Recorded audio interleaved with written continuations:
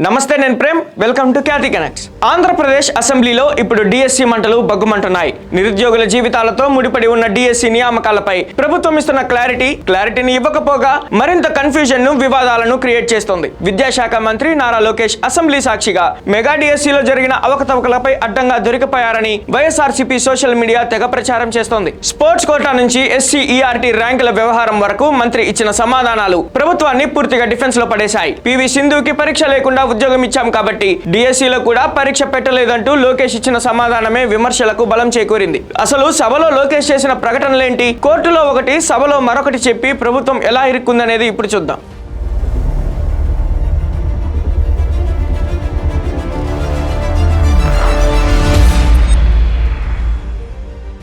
డిఎస్సిలో sports quota కింద అసలు రాత పరీక్ష పెట్టలేదని సభాసాక్షిగా మంత్రి లోకేష్ అంగీకరించారు. అయితే దీన్ని సమర్థించుకునేందుకు ఆయన లాగిన లాజిక్ ఇప్పుడు వివాదాస్పదమైంది. గతంలో ఒలింపిక్ మెడలిస్ట్ పివి సింధుకి రిటర్న్ టెస్ట్ లేకుండానే గ్రూప్ 1 ఉద్యోగం ఇచ్చాం, అలానే అందరికీ డిఎస్సిలో కూడా పరీక్ష లేకుండా స్పోర్ట్స్ కోటాలో ఉద్యోగాలు ఇచ్చామని లోకేష్ ప్రకటించారు. అంతర్జాతీయ స్థాయిలో దేశానికి పథకం తెచ్చిన సింధు స్థాయిని సాధారణ డిఎస్సి స్పోర్ట్స్ కోటాతో ముడిపెట్టడం ఏంటని నిరుద్యోగులు మండిపడుతున్నారు. మంత్రి ప్రకటనతో అడ్డంగా ఇరుక్కున్న ప్రభుత్వం హుటాహుటిన పాత స్పోర్ట్స్ కోటా జీవో 47ను రద్దు చేసింది. దాని స్థానంలో స్పోర్ట్స్ కోటాకు కూడా రాత పరీక్ష తప్పనిసరి చేస్తూ జీవో 56ను జారీ చేయాల్సి రావడం మంత్రి మాటల వైఫల్యాన్ని స్పష్టం చేస్తోందని జగన్ పార్టీ ప్రచారం చేస్తోంది. ఇక డిఎస్సి అక్రమాల్లో అత్యంత కీలకమైన పాయింట్ విషయానికి వస్తే సమాధానం చెప్పాల్సిన ప్రభుత్వం ఎందుకు డైవర్షన్ పాలిటిక్స్ చేయాల్సి వస్తుంది? వైసీపీ చేస్తున్న డిమాండ్ అని కాకుండా ప్రజలకు వాస్తవాలు చెప్పాలనే బాధ్యత కూడా ప్రభుత్వంపై ఉందనే విషయం మర్చిపోతుందా అన్న ప్రశ్నగా మారింది. నవీన్ అనే ఉద్యోగికి డిఎస్సిలో టాప్ ర్యాంక్ రావడం, ఈ వ్యవహారంపై మంత్రి లోకేష్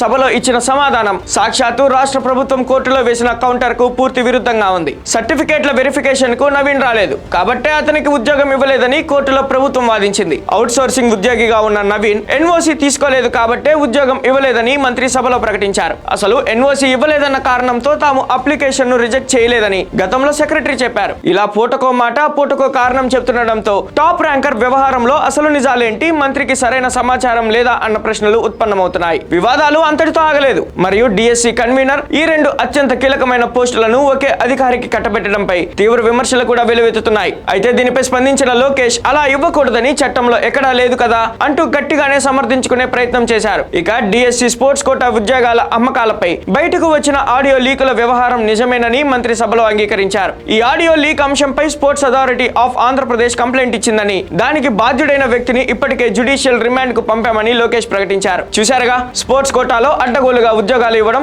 ఆడియో లీక్ కావడం, రాత్రికి రాత్రే జీవోలు మార్చడం, ఇవన్నీ డిఎస్సిలో పారదర్శకతను ప్రశ్నిస్తున్నాయి. ఒలింపిక్ ఛాంపియన్ పివి సింధును డిఎస్సి అభ్యర్థులతో పోల్చుతూ మంత్రి లోకేష్ చేసిన వ్యాఖ్యలు అగ్నికి ఆజ్యం పోశాయి. కోర్టులో ఒక మాట, సభలో మరో మాట చెబుతూ పదే పదే బుక్ అవుతున్న ప్రభుత్వం ఈ మెగా డిఎస్సి కుంభకోణం ఆరోపణల నుంచి ఎలా బయటపడుతుంది? లక్షలాది మంది నిరుద్యోగుల భవిష్యత్తుకు భరోసా ఎలా ఇస్తుంది? సమాధానం చెప్పాల్సిన బాధ్యత ముమ్మాటికి ప్రభుత్వం పైనే ఉంది.